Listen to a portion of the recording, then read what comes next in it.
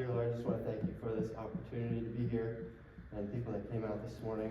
I just want to pray that all the information in my head can come out in a clear, concise way, and they can receive something that benefits their life, and they can grow closer to you. In Jesus' name, amen. So I want to preface this talk with a few things. So, complicated subject matter, insulin resistance, diabetes, stuff like that, health. So, if at any point I'm talking and you get lost, we got a small group, just raise your hand and I can make sure we can stay on track so nobody's drifting off into Neverland, So, it might seem like I'm bouncing around a lot because, like I said, it's a complicated subject, so we have to learn things first before we learn this. So there's like prerequisites that most of you probably don't know because you've been out of high school forever and you probably didn't learn it in high school. So we're gonna do a lot of learning and back and forth. So if it seems like it's chaotic, that's kind of why. And the other preface is like a little bit of a biblical story here. But Cain and Abel, one of the first stories in the Bible. Does anybody know why Cain's offering was rejected? Because he didn't give the best. That's right. That's right. He didn't give his best. So that's kind of like the undertone of this series of health. So thinking about your relationship with God and if you're giving your best every day to Him in those regards. Because as Christians, a lot of us we focus in on the spiritual aspect. We're like, I got a good relationship, and then we forget about health and all the other things, So trying to stay in a holistic manner as much as possible. That's kind of where I come from a lot, is being as holistic as possible. So that's kind of the preface of this talk, so we'll get into it. Insulin resistance, that's the kind of topic today, and we're going to learn a ton of stuff about it. But diabetes, that's a big one. A lot of people struggle with it. We're going to learn a lot of stats. We talked about some of it while we were here. We got some cereal eaters, some pop drinkers, all that good stuff. Does anybody have diabetes and they have to track their sugar and stuff? I do track my sugar. Okay. I can't again get that sucker down. I hate to say it, but my sugar this morning was 270, and I watch everything I eat. I eat that junk that they put in here. We even put cinnamon in my water. No matter what I freaking do, my sugar is so high. Okay. Yep. Yeah. We'll talk about some stuff. Hopefully, I'm gonna have questions at the end too. We're gonna have time for questions, so we can get into like specific things for yourselves if you have specific questions.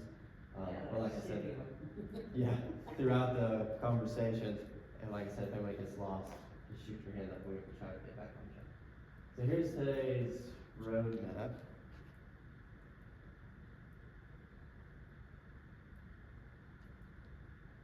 Clicker's a little slow. Okay, so we're going to start learning about where we are now in the current society, just certain statistics, see where we're at right now. We're going to get into good and bad, like just comparisons, give you some examples of what it looks like of good blood sugar levels, regulating blood sugar, because that's pretty much the topic of the day is your blood sugar. Insulin resistance, we're going to define what that is, hopefully learn what that is too. Then we're going to learn a little bit about metabolism, and that's kind of like the education piece, the prerequisites that we're going to try to learn about. And then we're going to identify the main problem and hopefully find some solutions, okay? So here's the stats, and I don't know if you can read this, but I'll just read them off, the important ones. So more than 2 in 5 adults have obesity, including severe obesity, 42%. And this is specifically America. Approximately 1 in 5 U.S. children and adolescents have obesity. And then the bottom section there, that's more of a financial thing. So this was like an interesting, the more poor you were, the higher rate of obesity you had, which is an interesting dynamic because if you think about it, if you're poor, you should be starving. Right? You don't have enough food. So back in the day, like in Bible times, the only people that had obesity or were slightly overweight were royalty, kings, people that had abundance. They had access to all of the things. So why would that be? Like, why are poor people have more obesity? It seems like a strange issue.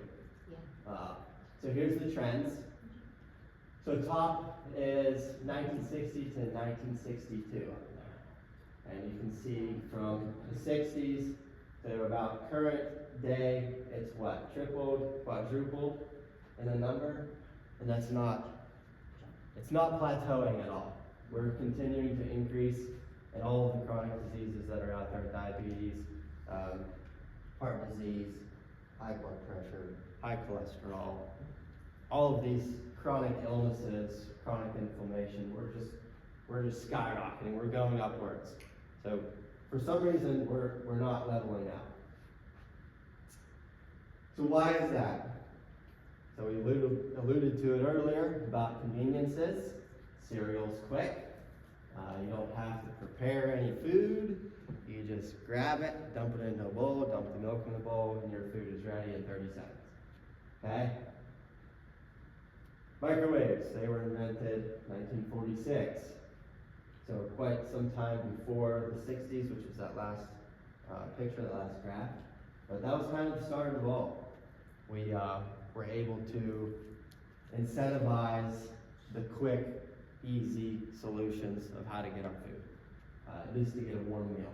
Go to the nuker, zap it for a bit, and it's warm and ready to go. I don't use microwaves personally, and we can get into that if you want to, but that's a little bit of a nuance over there. So then later, 1953, we got the TV dinners. I don't know if any of you guys are a TV dinner generation, or when that started. Oh, I remember being around as a kid. Yeah. We didn't get into too much when I was a kid. My mom cooked every day pretty much. So I was fortunate in those regards. And then by 70s and 80s, we fully industrialized processed food. And you can see the cart down there in the bottom right corner. That's like an outdated picture. It's like a relic of a picture of all of the processed foods. But what do we call those types of foods? We call them junk food. Everybody knows this, right? It's not a mystery. We're not like, bags of chips, those are healthy. No. Right? We don't think that, but we eat it anyways because it tastes good. It's quick, it's easy, we like it, makes us feel good, all of those things.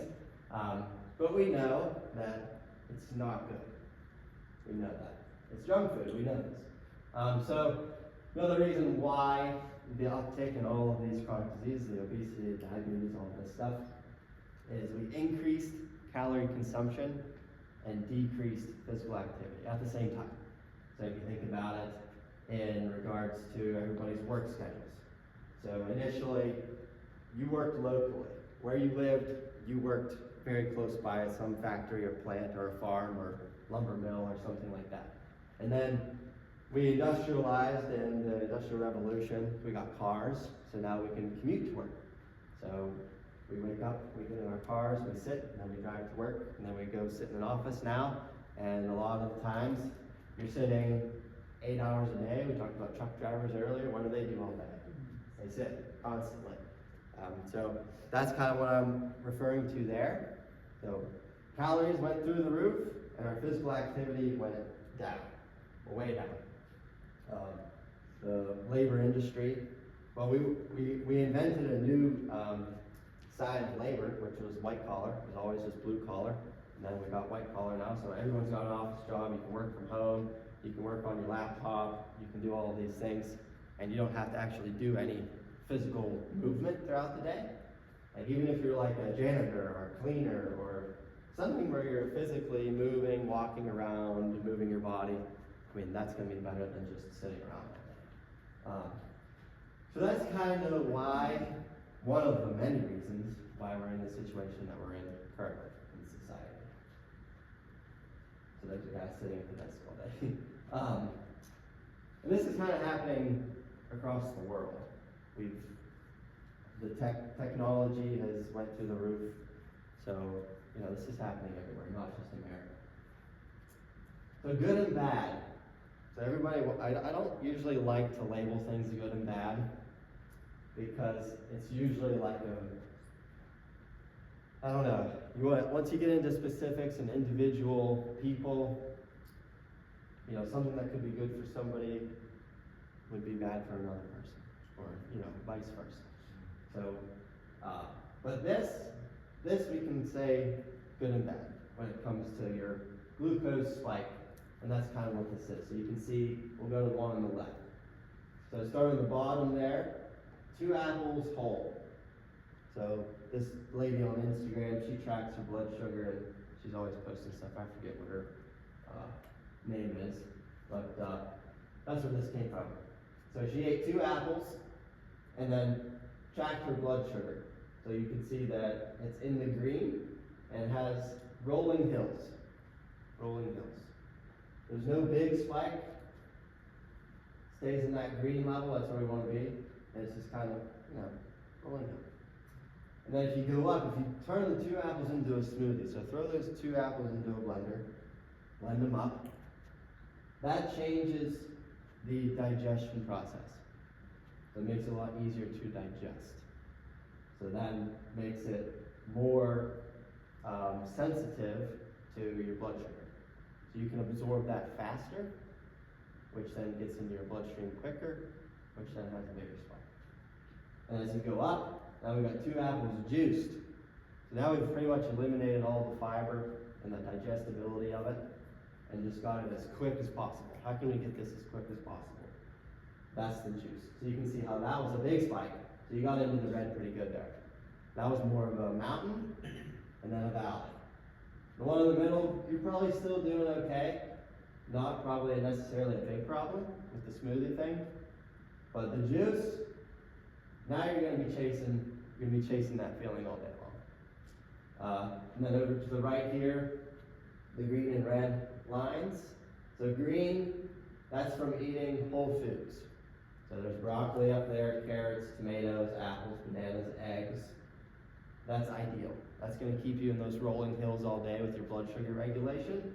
There's probably not a whole lot of things that you could eat when it comes to whole foods, which is just food that comes from the earth. Like if you could grow it in your garden and eat it, there's probably not a whole lot of things that are going to spike your blood sugar. That's going to be bad for you, depending on how you cook it. But there's a little nuance there.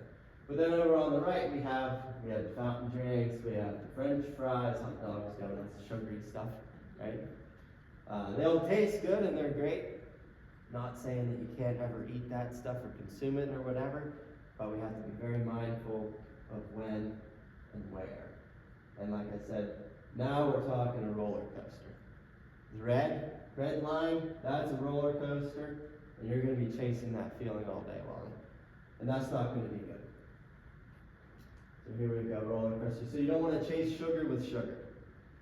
And what happens is, first thing in the morning, you get your bowl of cereal going. Nice, easy, quick carb. Lots of sugar in there, even if it's a healthy sugar or a healthy breakfast. Chances are it's going to be super high in carbs and not a lot in protein and fiber. So you're going to digest that very quickly, and it's going to spike your blood sugar. So now you already started your day with high blood sugar. And then you're going to crash. And then you're going to be like, man, I feel tired. I need more sugar. So then you reach for the sugar. Then you get back up high again. So you're riding this roller coaster loop all day of chasing your blood sugar regulation. Whenever you're constantly starting with that high, and then going low and going high and going low. So we want to try to, like I said before, get something in the middle. Rolling hills, maybe you might have a little bit of a spike here and there, but we don't want through the roof. We need balance. Balance is good. So we want to have our cells to be sensitive to insulin and glucose. So there's a relationship there that we will talk about. Yeah. Oh, there's an insulin. Does anybody know what insulin is?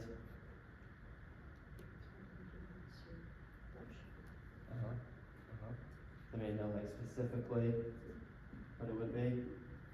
It's a hormone That's produced right. by the endocrine system. Pancreas. You got it. Okay, so that's where insulin comes from. comes from the pancreas, which is kind of like near the stomach area, right over here. I call it the FedEx of glucose. For this talk, I thought of a good analogy, and FedEx was one, and we'll get into that later, but an easy way to think about it, it's a hormone, so FedEx of glucose. It's getting the glucose to your cells, and wherever it can be stored and used properly. More complicated, but it comes from the beta cells in the pancreas. They do magic in there, that God created the intelligence of the human body, and they get in there and they do their thing, and then they can make insulin. So what does insulin resistance mean? That's what we're talking about today. So there's a lot of words there, but basically insulin resistance is your body becomes resistant to glucose and insulin. Your cells are no longer welcoming the FedEx. The packages show up, and you're like, we're good. We're already handling your breakfast that you ate. We can't handle any more glucose, so you're gonna have to deal with it. You're gonna have to send it somewhere else. We're good. The cells in the body, they become resistant to that relationship. So the glucose shows up with the insulin, and it's like, hey, we're here, can we come in? And the cells are like, no, we're good, we're full. Send it somewhere else. So that's basically insulin resistance. So what happens when you become insulin resistant? The body does something very funny, which it's actually it's a good solution. What the body does, the body starts to store fat, which is adipose tissue. So it goes around the stomach, or the arms, or the butt, or the legs, or anywhere except for on vital organs. So that's a good solution, right? The body's like, all right, we're not going to put this around the heart, or the lungs, or our guts. We're going to put it on the outside as protection and storage to use it later. And the body takes note. It's like, all right, we stored it over here, we know where it's at, and if we need it, we'll go get it. Big thing that causes insulin resistance. So this is, as I was coming up with this presentation, thinking about a lot of it and how to talk about it and everything, this was one of the new things that I kind of added in at the very end. Because it's very popular to say diet sodas, diet products are okay. They're healthy. Very incorrect to say that they're healthy. The research wasn't necessarily catching up to the, we'll say, the health industry. Because everybody was so worried about calories in versus calories out. So if you want to still drink your Pepsi, instead of it being 140 calories or however many it is, it's 0. So you can still drink your Pepsi and lose weight. And so we were all focused on losing weight or getting those calories lowered. And we threw everything out. We threw the baby out with the bathwater, right? When it comes to living a healthy lifestyle.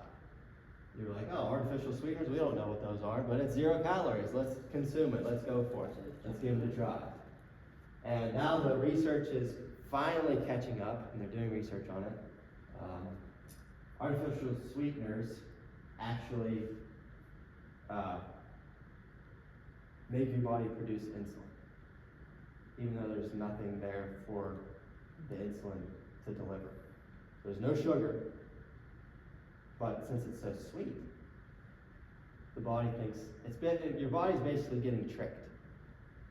You consume something sweet, and for thousands and thousands of years, anytime the human body has consumed a sugar, a blueberry or whatever out in the wilderness, it was sweet, and there's sugar there.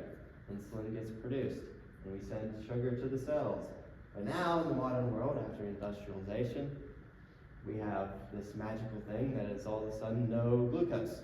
There's nothing to deliver, but it's still sweet. So you're tricking your body.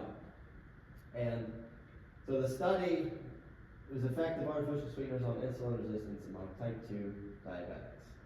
And the results showed that ones that used artificial sweeteners had higher insulin resistance. The study also showed that the duration of the use of artificial sweeteners had a direct impact on artificial sweeteners. So it had a direct effect immediately, and then it was also worse the longer that you used it. So not a good idea. The Splenda, the Sweet and Lows, the diet sodas, all those things, not a good idea for insulin resistance or insulin sensitivity. And that's not even to talk about the menthol, like aspartame. That's one that's been talked about with Alzheimer's. It's connected to that too. The other part of that story is it alters the gut microbiome. Has anybody ever heard of the gut microbiome? Okay. So to explain that briefly,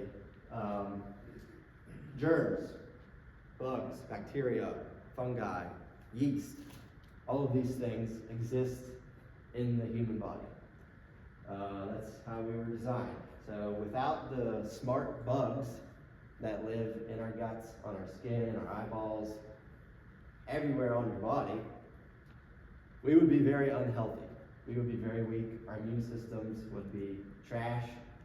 We wouldn't be able to produce certain chemicals in the body that are essential for your metabolism, neurotransmitters that go to your brain, feel-good hormones, sex hormones, all of those things comes from the gut microbiome, which is essentially an ecosystem of bugs that maintains our health. They're the little guys that don't get any credit.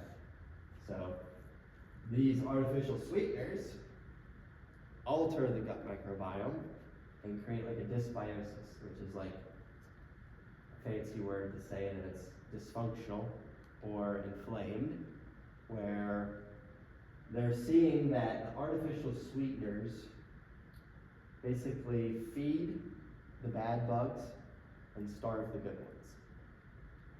And not to say that there's bad bugs and good bugs, but it's about a balance of how much of a certain microbe do you have versus another. There's not one that's bad, like they're all good. They all do what they're supposed to do. But when you have an imbalance of a certain microbe, then you get sick, or you have problems. Or one gets in a wrong place. Like if you have one that's in your stomach that somehow gets over into your leg or somewhere where it's not supposed to be, you have a problem. It was a very complicated subject that's new. Well, it's not new, but it's finally coming to mainstream, and very complicated stuff. But leaky gut is another issue, and that's basically the microbes again are very protective. So if you imagine your intestines, they're going through you. The intestines are very thin, and that cell wall, like the thinness of the intestines, becomes permeable, so things can pass through. That's what leaky gut is. And that's when people have all sorts of problems, and that's not good. Basically, food particles and things that aren't supposed to get outside of your intestines are literally floating everywhere. They're just going everywhere. And that's a big no-no. So people that have gut problems, what's it called? Can't think of it at the moment. Like Crohn's, what's the other one? It's like IBS. IBS. That's a good one that everybody will give you a label. Oh, you have IBS or IBD or whatever. And that basically means they have no clue what's wrong with you. But that's kind of what leaky gut is. So, again, complicated, but very important to talk about because of the insulin resistance concept. So probably not a good idea to consume artificial sweeteners. If it's better to just drink the sugar. Just drink the sugar. It's better. Watch your calories in another area. Don't eat something that day. Just drink the sugar. Don't do the artificial sweeteners. Avoid them as much as possible. So what's the big deal with high blood sugar? Like, where's the harm? When I was doing this, I was like, okay, well, what's it matter if my blood sugar is so high? Like, what's the detrimental effect of high blood sugar? It's not good for you. Right. And the reason being is you're basically, if your blood sugar is super high, chronically, you're basically trying to pump corn syrup through your veins. So if you think about it, your blood is supposed to be a relatively thin, viscous liquid. So it has like a little bit of a lubrication aspect to it, but we don't want it to be like sticky. Blood's not supposed to be sticky. So when you have, like, if you put sugar in water, if you put enough sugar in water, what's going to happen? It's going to get sticky, turn to syrup, right? So that's essentially what's happening in your body at all times. So if you're eating a lot of carbs, like way too many carbs in a day, and that could be any carb, you're going to get insulin resistance, and your blood's going to be very thick. It's going to be very syrupy, and that's not going to be good. So why isn't that good? Because that doesn't pump very good. The heart has a hard time pumping a thicker blood.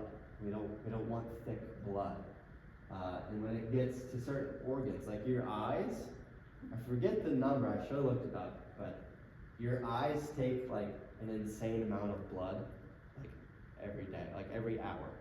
Because there's constant blood supply there, or else you wouldn't be able to see. And they're constantly like cleaning the eyes, it's constantly doing things. Like right now, all of our eyes are like, they're doing this.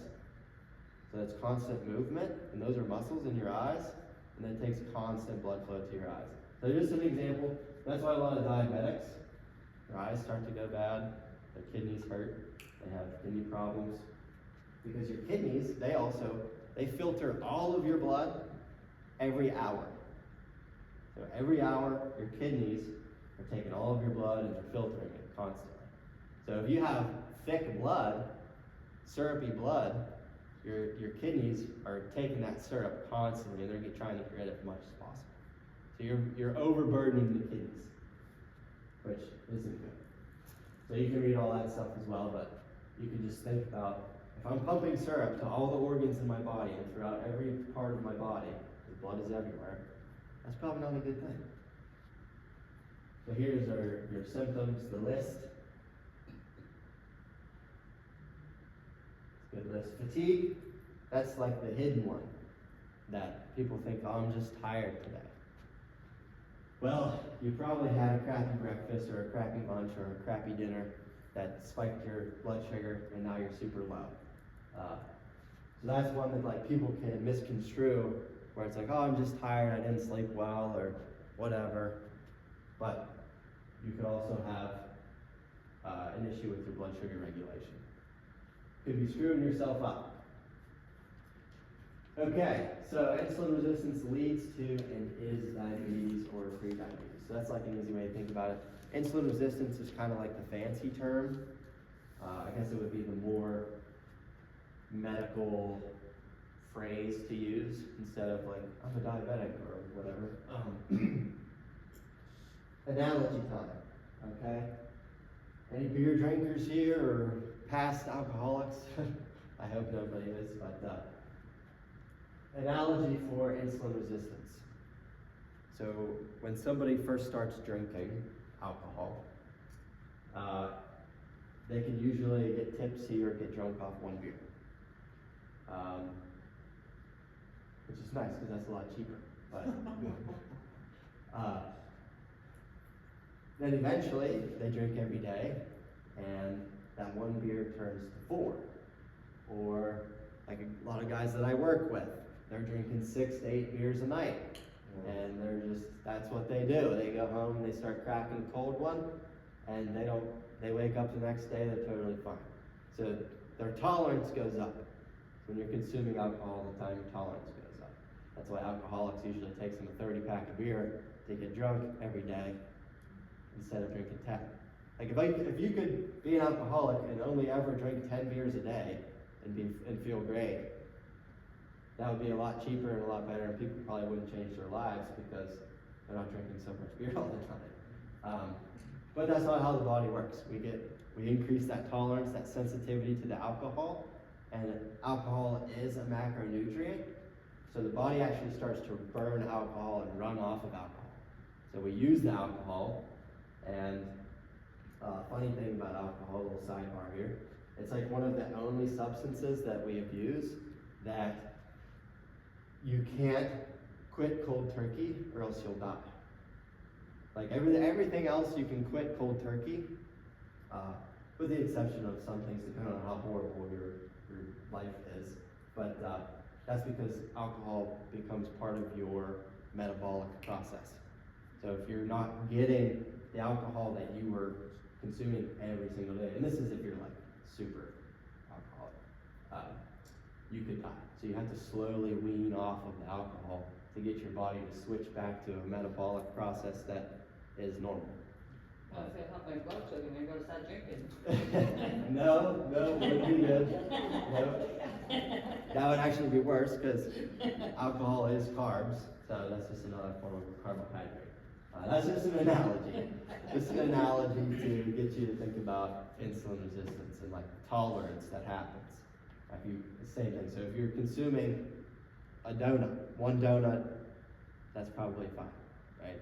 But eventually, if you're consuming 2 donuts, 3 donuts, or a donut every day, or 10 donuts a day, or whatever it would be, your sensitivity gets higher. Like I said earlier about the cells are like, hey, we got way too much glucose.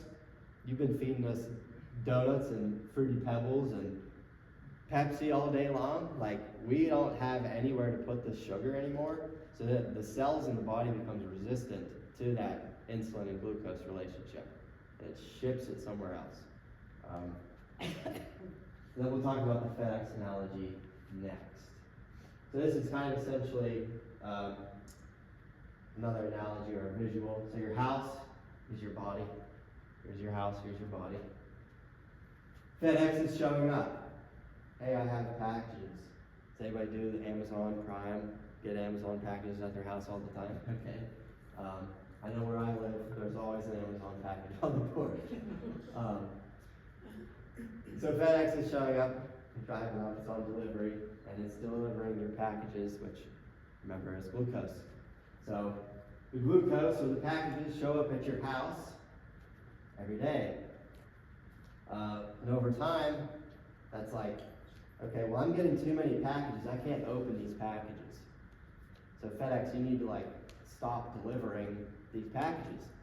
But it doesn't. It doubles down. It keeps every hour deliver. Here's 5 more, here's 5 more, here's more packages. So essentially, once you run out of storage, which I was talking about earlier, so we store about 2,000 calories worth of glucose at all times. Everybody right now, unless you're fasted, you have 2,000 calories of stored energy that you can use. And that's stored in your muscle cells, so your muscular system, and your liver. So about 1,500 calories is in your muscular system, and then 500 is in your liver. And that's always. The body wants to maintain that storage at all times. If it uses it, it'll replace it immediately, like on command. That's top priority, is to maintain that storage of 2,000 calories in your system at all times. So once that happens, where's the glucose going to go? What are you going to do with all those packages whenever you don't have anywhere to put them? So this is what your house looks like. You're trying to walk around your house and you've got packages stacked up into the walls. It looks like a hoarder's house because you have all of these unopened packages that have been coming to your door constantly. So that's your stored glucose that, like I said, once you hit that 2,000 number in your body, where's it going to go? Where's it going to go? It's going to get stored as fat. Like I said, it's going to be adipose tissue, which is on the outside of your body. You're going to have fat on your organs for insulation, keep you warm and stuff, but most of it is going to be put on the outside of your body for protective measures and to be used later as storage. So like I said, where is the glucose or glycogen? That's the term for stored glucose. It's in your liver, it's in your muscles. What else? We talked about that. So this was a visual. That's how, well, 2.5 cups, that's only 2 cups in the picture. That's just a visual of how much sugar equals the storage that we have in the body. If you can imagine eating that much sugar, that's a lot. Right? You're taking spoonfuls, 2.5 cups of sugar. That's basically what we have stored as energy at all times. So here's the metabolism piece. we have to kind of understand, because how do we open these packages, these unopened packages, this stored energy? So if I always have stored glucose of 2,000 calories, plus I want to try to lose some weight, and I have all this stored fat energy, how am I ever going to make progress on this? How am I ever going to burn this excess energy that I have? So that's why we kind of have to talk about metabolism a little bit, so we can understand the process of burning calories, essentially, or burning energy. So we burn fat, we burn amino acids, which is protein, and then we burn glucose, or sugar. That's the three macronutrients: protein, fat, and carbs, carbohydrates. And that's what you'll find on the back of your food packages, your nutrition fact sheet. Back there, it always lists how many grams of each is in per serving. So you gotta watch out for that, because if the serving, like a Pop-Tart, for example, serving size is actually one pastry, not two, but there's two in the package. So you can double the amount of calories and sugar that you think that you're eating on the package because you missed that number. So there's your macronutrients. And that's important to know, because if you want to eat a certain diet and you want to try to hit a certain number of grams of protein a day, how many grams of carbs a day do I need to eat, how many grams of fat a day do I need to eat? We need all of them. The body needs all the macronutrients. It's very important to have them all. So here we have, it's called basal metabolic rate, or basic metabolic rate, BMR. That is your level of calories that your body burns if we all just laid on the floor and breathed all day. If you did nothing all day, your body still has to burn calories and burn energy to survive. Your heart's pumping, your blood's pumping, all of these things are functioning and burning. So that's how you burn the most amount of calories a day, is by doing nothing. So a lot of people don't know, and then, like women, for example, they tend to eat like super low calories, like 1,300 calories a day. But what you're doing is basically stunting your metabolism, because your BMR is probably around that number. It's probably around 1,200 and 1,300. So that's what you need to just survive. That's what your body wants to just burn on a regular basis. But you're not even eating that much every day. So you're kind of wrecking your metabolism. So it's not a good thing, because a lot of times people think, oh, I'm eating too much. But sometimes you're not eating enough. So it gets to be complicated. But yeah. We'll talk about in the next slide in the graph that I want to get into. But the primary source of fuel for the body is sugar. It's glucose. The body loves to burn glucose. It also likes to burn fat, but primarily it will burn glucose. It'll burn fat when it's fasting. Like if you go periods of time without food, that's when the body will start to reach for that stored energy that we talked about, and burn it and use it as glucose. It'll essentially turn it into sugar, or a form of it.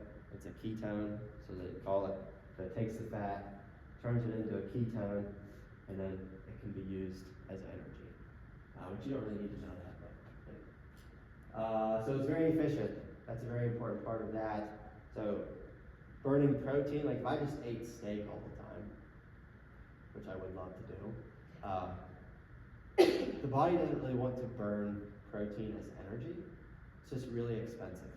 It actually takes more calories to process and burn the protein, like the meat, than it would to than there is in the product itself. Like, the body doesn't want to burn and survive off of protein. It would much rather burn glucose, because it's a way more efficient fuel. It's way more efficient. It's like putting diesel in your car. Wouldn't be a good idea. Okay, burn glucose first, yep, and then replace it immediately. So if you have a really hard workout, for example, the first thing the body will do, no matter what you eat, is replace the stored glucose. So if you had a good workout, it has to be pretty intense, you're sweating, you burn some good amount of calories. You burned that 2,000 calorie storage of sugar, you burned it up a little bit. So the first thing the body will do is replace that right away, no matter what you eat, even if you eat a steak. If you ate no sugar, you're gonna turn that protein into sugar. So you're basically eating really, really expensive carbs. It would be better to eat carbs in that moment. But just an interesting tidbit about the body and its priorities. Because I'm not saying that sugar is bad. I'm not trying to communicate that we can't eat carbs. Carbs are essential. It's an extremely important aspect of your diet. That's your main fuel source. But we have to be really mindful of the quality of carbs and the quantity that we're eating. How do we burn all of this off? We want to be in a calorie deficit. Okay, so that's basically saying you're in some type of plus or minus, right? You're in a negative of some kind when it comes to burning your energy. So you burn more than you put in, right? That's a deficit. So here's that little chart that I was talking about. So the blue, that's your BMR. So you can see that the blue is bigger than everything else, right? Like I said, you burn the most amount of calories by doing nothing. The red, that's your non-active energy expenditure. So that would be the calories that you're burning from the food that you ate. It takes calories to burn from digestion and doing all the processes that are required. So between the red and the blue, that's most of your calories burned in a day. And then if you add in intentional exercise, you're going to be better off too. The yellow is non-exercise activity. So that's like me, I'm standing right now. That's non-exercise activity. I'm walking around, I'm cleaning the house, I'm sweeping the floor, whatever it may be. Anytime you're moving through space and you're standing and using energy, that is non-exercise activity. So again, that's going to be another good chunk of your total calorie expenditure in a day. So when people are like, oh, I need to exercise, physical activity is great, super beneficial. But do you need to exercise? Might not be the best thing for you at the moment. You might have to work up to a point where you can exercise. Maybe walking would be exercise for you right now. And then eventually you get to a point where like, all right, I want to get into the gym. I want to start doing exercises. I want to do strength training. There's a progression or process that you need to go through before you just jump in. You're like, I'm going to go lift weights. Probably not a good idea to do that. So you gotta kind of know where you're at. It's an individual basis. But that is the total calorie or energy expenditure graph. I like that graph. It just seems to separate everything nicely, give you a good idea of, I guess, how much energy is being burned without you really doing much. And we can get into specific diet questions if you guys want to at the end. Okay, so what is the main problem with everything that we've talked about so far? If you haven't gathered it yet, we have too much sugar all the time. It's a never before seen problem in society.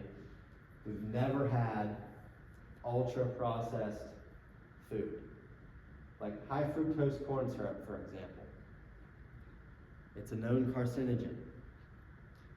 It's basically a man-made syrup altered from regular corn syrup. So you have corn syrup, and then you have high fructose corn syrup, which just makes it sweeter, more calorie dense, and not good for the insulin resistance conversation that we've talked about this whole time. And it's in all of your pre-packaged foods, like the foods that you can grab off a shelf and eat right now. Probably has a lot of corn syrup in it, corn, simple sugars that are super quick to digest, and you're going to get an insulin spike. Your blood sugar is going to be through the roof. Never before seen problem. In society, for thousands of years, we've never had high fructose corn syrup. And then all of a sudden, we're like, this is a good idea. because we have too much corn. That's a sidebar, but anyways, not a good idea, okay? Way too much sugar all the time. Like I said, carbs are not bad. I don't want you to try to avoid carbs or eating carbs. You just have to pair it properly. You have to make sure you're eating, like, fruits and vegetables. You can eat as much fruits and vegetables as you want. You're not gonna have a problem. You're not gonna gain weight.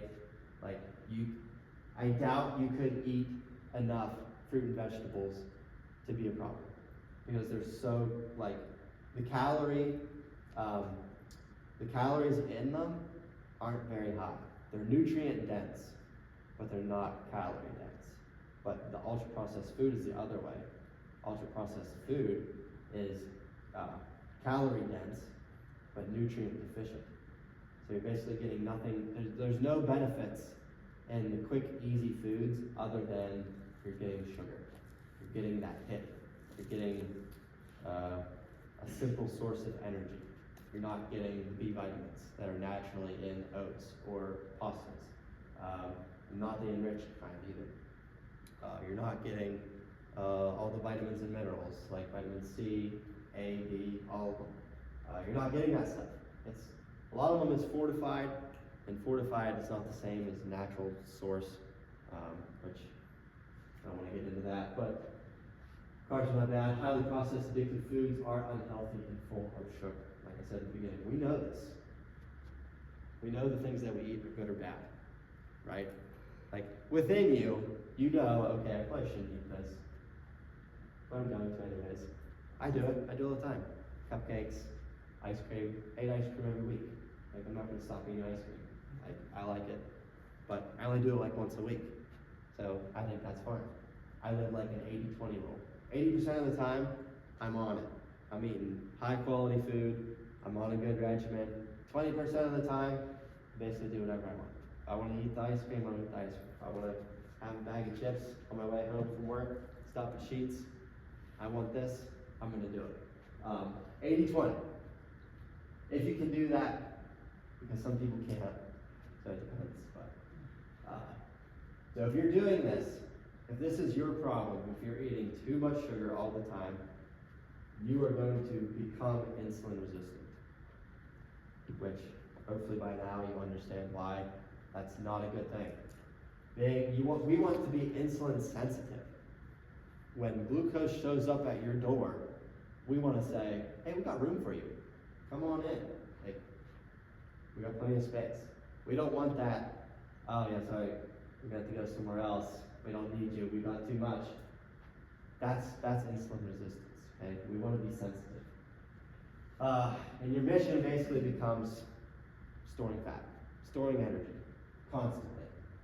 Because like I said, the body doesn't want to store it around your heart and your vital organs. It's going to be like, all right, we're going to use this later. We're going to store it as adipose tissue. That's basically your body's mission. Because again, you're not burning enough of your stored energy. You're not in a calorie deficit. You're consuming way too many carbs. So your body has no choice other than to store fat. So let's sum this up. Like I said, summary, eating way too many carbs, if you didn't gather that by now. Chronic dysregulated blood sugar levels decreases your sensitivity. So if you, like in the beginning, if you got the roller coaster lifestyle, you're constantly up and down, chasing that sugar high, you're not going to be insulin sensitive. Not going to be a good idea. Now, you can do these things, right? Like, clearly we all do them. Like, the body is super resilient. Like, am I perfect all the time? No. Like, I consume things that I shouldn't consume. The body's resilient, it'll put up with it. But overall, if we are better, if we don't do those things as much, that's going to be better long term. Because we all want to live long and prosper, right? We want to have long lives, see your grandkids grow up or whatever you got going on. We don't want to die at 60. Life expectancy has decreased in the past 5 years in America. We went from like 75 or 76 or something, we're down to 73. And Alzheimer's is at all time, it's kicking in faster. So by the time people get to 50, 60, they're getting dementia, Alzheimer's. You think that can be connected to all of this too? You got syrup sent into your brain. You're sending syrup to your brain. Probably not helping you at all. So if we can be mindful of this stuff, that's literally all you need to do. Have the awareness of what you're eating. Be very mindful of, like, is this going to serve my body or not? Am I offering my best in this moment? Or could I do something better? Like, should I maybe prepare breakfast in the morning instead of dumping a bowl of cereal out? You know? Could I throw a couple eggs in a skillet and cook them in 5 minutes? Yes, I could do that. Would I have to wake up 10 minutes earlier? Probably. Would I have to go to bed a little bit earlier? Probably. So then we get into, you know, what's our discipline? What's our integrity? What's our lifestyle like? What are our routine and habits that we can change and finagle so that we can live a better lifestyle? And I'm sure there's tons of things that we can all do to change to be better. So obviously, high blood sugar, chronically, bad news bears, for all of those diseases and issues labeled below. So what do we do about it? We got solutions. So like I said, eat clean, super simple, animals and plants. That's what we got. Those are the two things that we have to eat, animals and plants. And you should eat plenty of both. God made it all. He said, you have dominion over the earth. You want to eat a cow? Here you go. New Testament, you guys need pigs? They're clean now. Eat a pig. He gave us all of these things, and they're not unhealthy. Like, to say red meat is bad, it's not true. That's a whole thing that we could get into, but it's on the earth. It was here for us to eat. It's good. Plants and animals.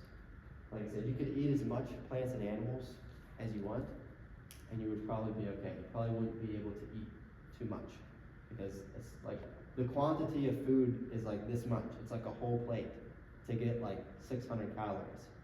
It's like that much food. But if you're eating, say, a Pop-Tart and, you know, a glass of milk, you're close to 500 right there.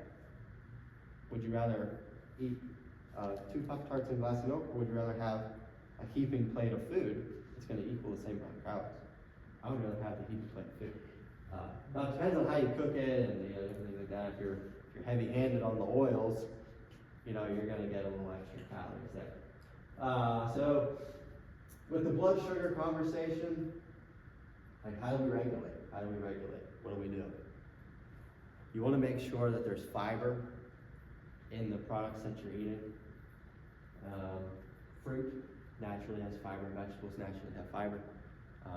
A lot of the natural things, it exists perfectly for a reason. But the prepackaged items, they do not, because man made them, and there's certain incentives out there in the world that people don't care about your health, and they want you to buy their products. So make sure there's fiber in your meal that you're eating, and there's protein paired as well. So that's going to slow your digestion down so that you're not getting a spike of blood sugar right away. So let's say you do want to keep eating your Fruity Pebbles or whatever your favorite, picking on you, but let's say you want to do that. How could you still do that but help your blood sugar out a little bit? You could have a couple eggs. You could mix a protein shake. So you could have 30 grams of protein along with your 30 to 60 or 100 grams of sugar.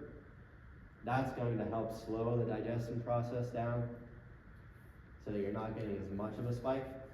Probably still would, but, you know, getting the quality there. So keep that in mind anytime you're eating a meal. How do I create a well-balanced meal? Is the sugary donuts and pastries a good idea for breakfast?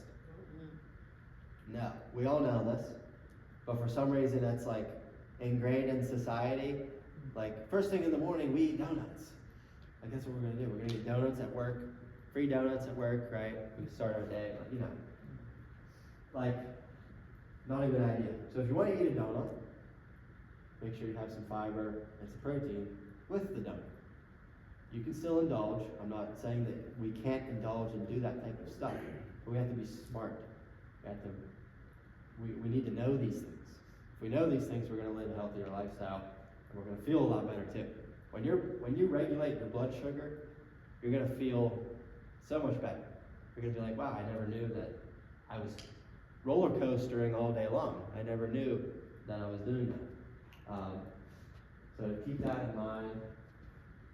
Like I said, calorie deficit. If you're in a deficit, we're starting to open those packages that FedEx is showing up with. Now that can be complicated, getting into an individual basis of like how many calories do you need to eat every day, or what's the deficit look like for you, and we can get into that if you want to. But we want to get to a point where we become insulin sensitive and we can get back to getting drunk off one beer instead of drinking a 30 pack a day. So that's pretty much it. We want to have a holistic approach, and I came up with this concept, the triangle of wellness, because good things usually come in threes: sleep, nutrition, physical activity.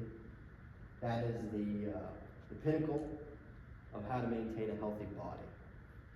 So a simple way to think about it, okay, how do I get my body, my temple, to be healthy? These three things. We want to focus on sleep. How well are you rested each night? Are you staying up too late? Are you going to bed when the sun goes down? Are you getting up when the sun comes up? How's my nutrition? Am I eating junk food? Physical activity. How much physical activity am I getting every day? Am I burning enough energy? So 3 things to consider to fix your body. Fix your body. 'Cause, I don't know, it's really complicated out there. Health, personal health it's a convoluted subject. Everybody's talking about all the things. This person says something, this person says the opposite, and then we got somebody over here that says something totally different. And then it's like, well, who do we listen to?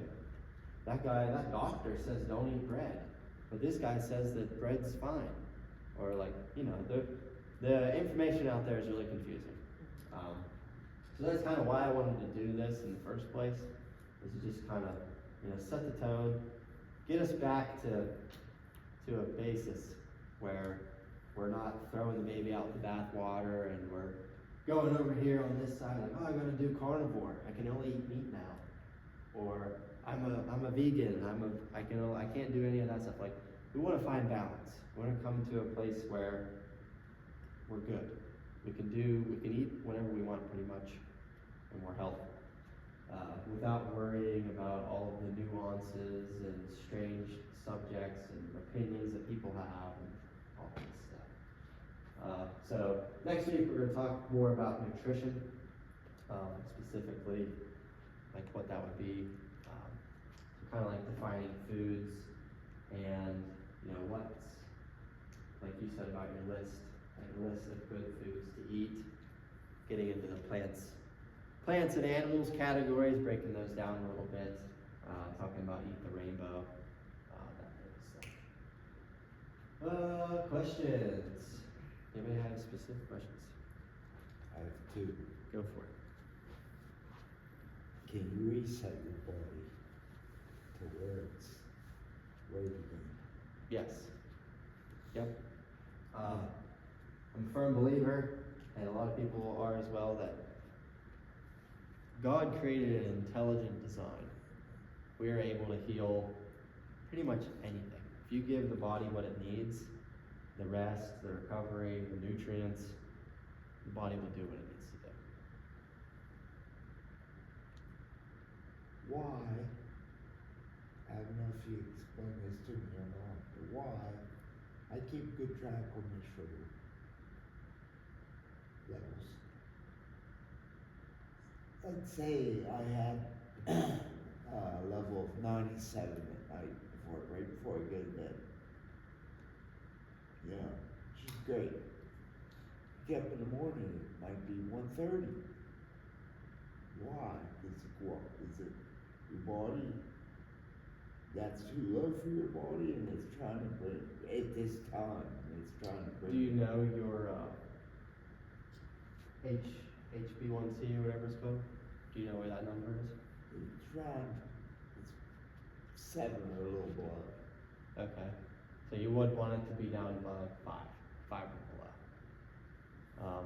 And I'm not totally sure why, but that's like a 90-day snapshot Yeah. of your health, that Right. HB1C number. So yours is too high, right? So you're probably getting into the conversation that we had today. You know, you're not insulin sensitive, or were you fasted when you went to sleep, or when was your last? No, that was just before bed, Had regular meals. Yeah, did you have a snack or anything before bed? No. No, that was without having anything. Like a couple hours, you were good. Okay. So yeah, maybe you're fasted during the night. It's happened more than once. Yeah. To be honest, I'm not totally sure. Okay. I would say it would have to be something to do with that HB1C number. I'm trying to get it down to 5. Like I said, that's like a 90-day snapshot of your life. So it should be down around 5. Yeah.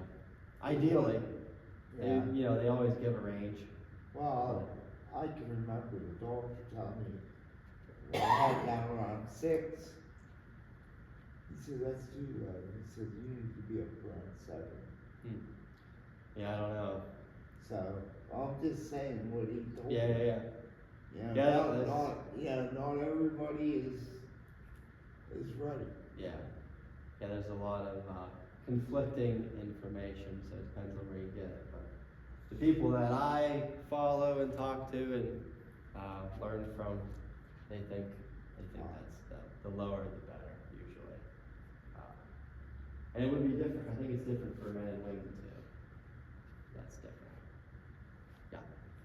Well, just in line with that, you were talking about how alcoholics cannot stop cold turkey. Is there something with insulin resistance about going slower with it? Can you put the body into shock if you go too low too fast? I would say if you're really bad, yeah. Like if you have a chronic, like a really high number, like in the 300s, or like if you're taking insulin to help, then you would probably want to monitor it with a doctor or somebody that to just make sure that you're okay, but I would say you would want to take it slow. But with fasting and a calorie deficit, shouldn't be a problem, as long as you're not starving yourself for days. Like if you're like chronically right now in the 200s or 300s, and you're like, you know what, I'm just gonna stop eating. Probably not the best idea. You could probably do it. The body's resilient, it'll figure it out, but probably not the best way to do it. Slow and steady is what I always tell people. The tortoise and the hare. Slow and steady, consistency, that's gonna be your best option. But yeah, you could do like intermittent fasting. You could maybe go a day without eating and then have a meal later. But yeah, it would be like it depends type of answer on what your levels are. If your levels are lower than that, I don't think there would be any shocking or anything like that. I don't think you'd have a problem. In your own opinion, how sustainable is the carnivore diet in terms of balancing out insulin and just living a healthy life? Carnivore, not sustainable. Okay. Long term. And I'm talking like for the rest of your life. Now, would it be good to use for 6 months? Probably. You could do that. 3 months? sure. But the problem with that type of stuff is we get into like what are we doing? You know, like I'm doing it for 6 months and then we go back to normal. No, we gotta find a new normal, which is creating a healthy lifestyle. And carnivore isn't a healthy lifestyle. It's a fad diet. It's something that you can do as a tool. Like you can use that tool for you for a short period of time, but to be carnivore for the rest of your life, it's not gonna work. It's just not gonna work. Because you're gonna have a birthday. You're gonna have a party that you go to. You're gonna eat a carb, you know? Like there's no way that you're gonna be that disciplined to not ever do that. So you might as well just.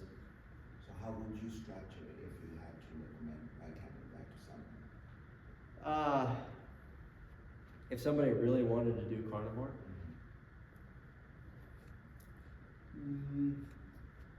like I said, I'd probably let them do it for a few months, maybe. But I would really try to get them to understand like balance, eating a balanced diet, calorie deficit, just a small deficit over time. I think that's better. But yeah, I think it's a great tool. I think it can be used. I mean, it's kind of like the Atkins diet. Atkins was like created for people that were severely obese that were getting heart surgery, and the doctors couldn't operate on them because they were so obese. So he came up with this diet of no carbs, absolutely zero. So they came up with all of these products that had 0 carbs, artificial sweeteners, and all this. But people saw great results. They lost the weight and they could get the surgery. So that eating no carbs can be great for somebody that has a lot of stored energy, that is already at that place in their life, that can get the body to basically use the stored energy. You know, so I mean it's a great tool, but lifelong to do it forever, not sustainable. Anybody else? So what is a good breakfast rather than cereal and or donut and eggs? Good question. I don't do eggs well. Don't do eggs? I know lots of people that don't like eggs. I like them, I can't eat them first thing in the morning, they upset my stomach. Okay. Yeah. Good breakfast. So any meat, like maybe you had some leftovers from dinner or something, maybe a little bit of those. Yogurt. Yogurt's good if you can do dairy. Greek yogurt specifically because it has high protein. So there's like 15 to 18 grams of protein in a serving of Greek yogurt. Compared to regular yogurt, it's like 5 or 6. You can throw your fruit on there, you can put some granola on there. I eat a yogurt parfait every day. It's easy. I eat it on my way to work. I got a long commute, so that's kind of like, it's either my breakfast on day shifts or it's my lunch on night shift. What else? Fruits, vegetables. What about the cereals with no sugar, like your shredded wheat or the original Cheerios with different? It's still gonna be mostly carbs.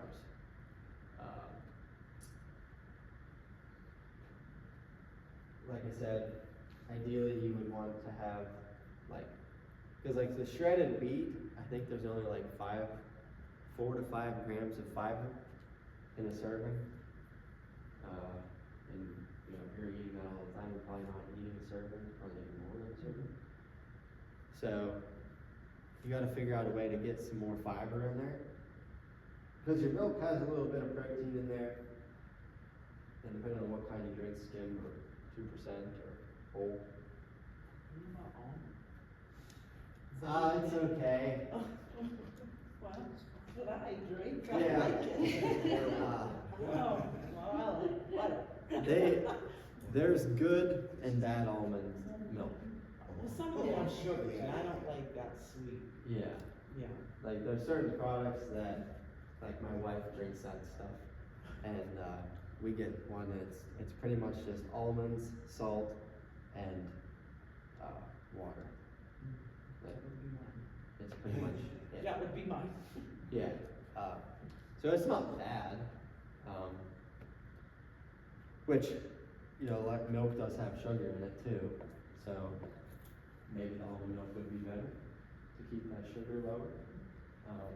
But try to introduce like a fibrous fruit or something with it, like a log fruit, you know. Anything. So fruit's good for you, even though it has a lot of sugar. Yes. So you can eat a lot of fruit. You can eat as much fruit as you want. People tell you, well, I've heard people say that's not good for you, too much Yeah. bananas and Yeah. grapes and. It's a watermelon metal sugar. Yeah. Cause it's the fructose. Yeah. It's God made it. It's good. Right? God made it. It's good. People that say that, No, They're- I have people Oh, I say know, that, I but know. they say bananas are really bad for you. it's a common thing out there. I don't know how that started. Because there's carbs supposedly in the fruits and a lot of people are on a low carb diet. I know Which if it you would have fit lots of perfectly fruits and into that. lots of soda and lots of processed foods and then yeah, if you're just eating all the processed and all the sugar and all the fruit, then that fruit's bad along with everything Right, else type yeah. thing. Yeah. So honey is good then, right? Honey is great. Okay. Honey is amazing. Yeah. I think there's something weird about honey and blood sugar regulation. Like it doesn't spike it as much. I remember reading something about that, where it's actually good for your blood sugar.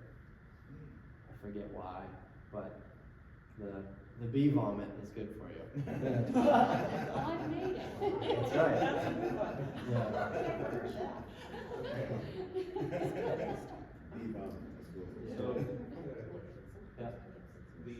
your morning protein shake, what would that consist of? Because if you put the fruits in it, it's gonna spike the sugar, correct? Not as much, like if you wanna make a smoothie, you mean? Yeah. Yeah. That'd be totally fine. Do you use the whey protein powders? That's what I prefer. Do you I do- like whey. You can do a vegetarian or a vegan one or whatever if you want. But yeah, like a quality one would be good. Cause that matters. You don't wanna just buy one from Aldi. You know, I think they have an Elevation brand or something. Yeah. I mean, it's okay, but it's not, that's complicated, so I'll explain. Protein powders has to come from something, so where does it come from? It comes from a gelatinous substance that they get from animals, or I guess it's milk, it comes from milk. And in milk, there's basically 80% casein and 20% whey. So that's the protein amino acids in the milk itself. So whey is more expensive. Casein used to be like a big product that everybody liked because it was the cheaper version of the protein. But I think that's basically gone away with at this point. So they have to dry the gelatinous substance from the milk. A lot of companies, they try to do it as quick as possible. So if you imagine a chicken breast in a crock pot, low and slow all day, get that still juicy, it's nice and tender, you can just pull it apart with your fingers.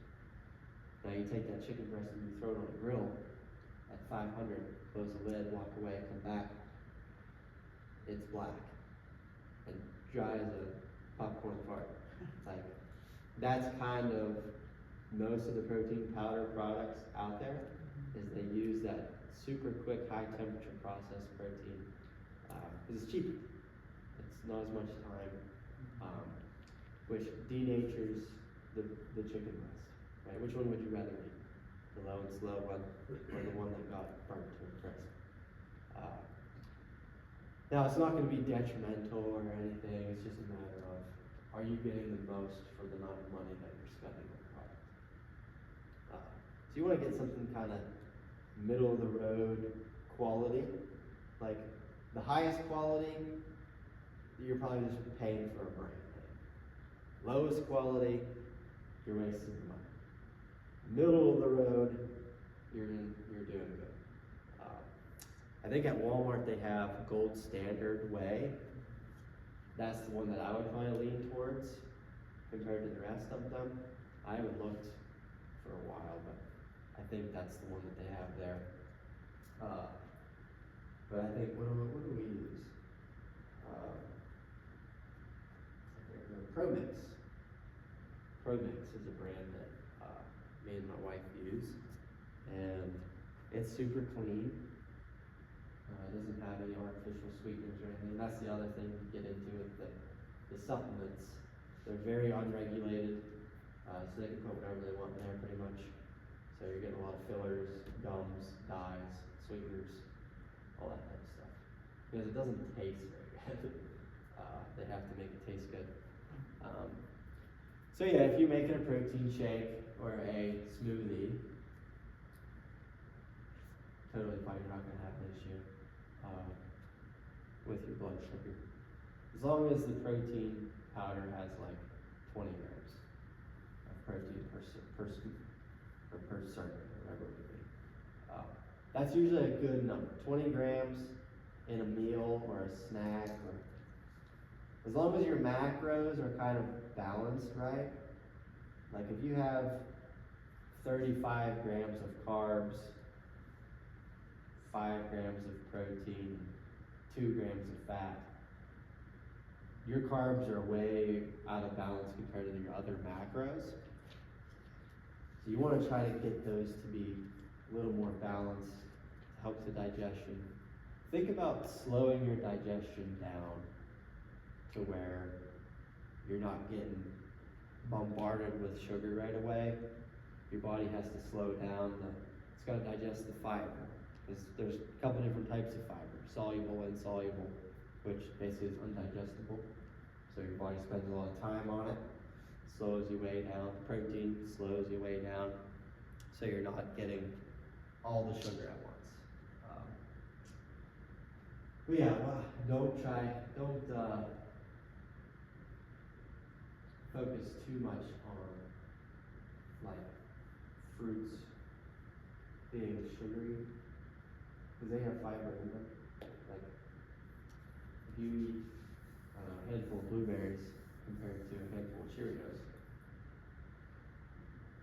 blueberries are going to be a lot better than the Cheerios,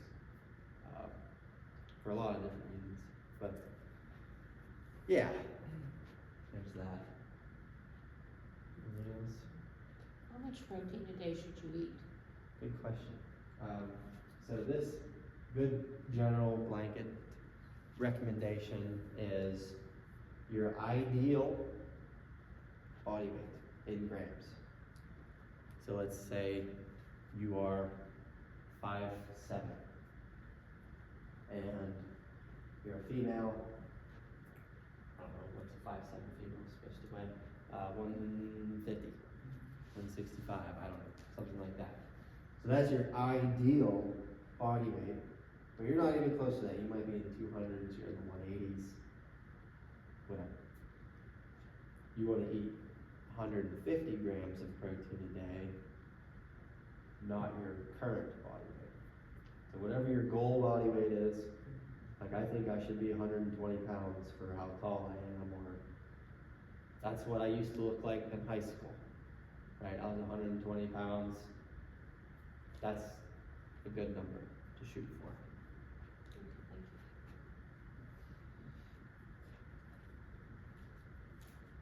Anything else?